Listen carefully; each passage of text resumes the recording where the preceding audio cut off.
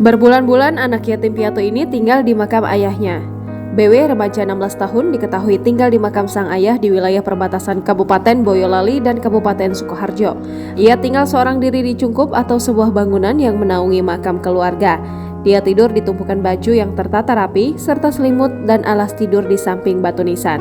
Tak jauh dari tempat ia tidur, ada makam yang belum dibangun batu nisan yang menurut BW itu adalah makam mendiang ayahnya, di mana ternyata makam tersebut sudah masuk wilayah Kabupaten Sukoharjo. Hal tersebut diungkap oleh Kasih Penindakan Satpol PP Kabupaten Boyolali Tri Joko Mulyono. Berdasarkan keterangan dari BW, ia tinggal di makam agar lebih dekat dengan mendiang ayahnya yang dimakamkan di situ. Sementara BW saat ini tinggal di rumah singgah Kabupaten Boyolali di ruang aman. BW kata dia diketahui berasal dari Karangdowo, Kabupaten Klaten. Kemudian ia tinggal bersama salah satu kakaknya di wilayah Kecamatan Sawit, Kabupaten Boyolali. Karena masalah internal dan tidak cocok dengan kakaknya, BW memutuskan untuk pergi dari rumah sang kakak dan bertahan hidup dengan bekerja serabutan.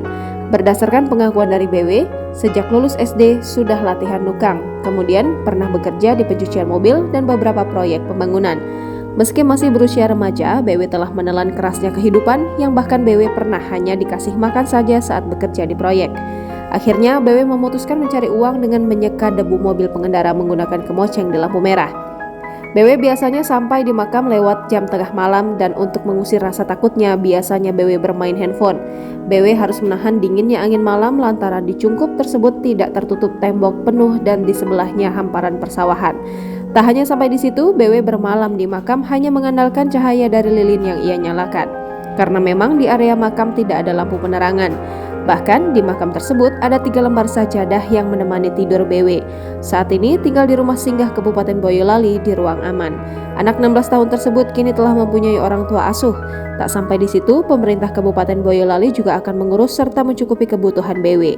Asisten 3 Setda Boyolali Arif Kunarto dan Asisten 2 Setda Boyolali Insan Adi Asmono serta 2 orang petugas Basnas Boyolali terlibat dalam obrolan tersebut. Dalam pembicaraan panjang tersebut muncul sebuah keputusan.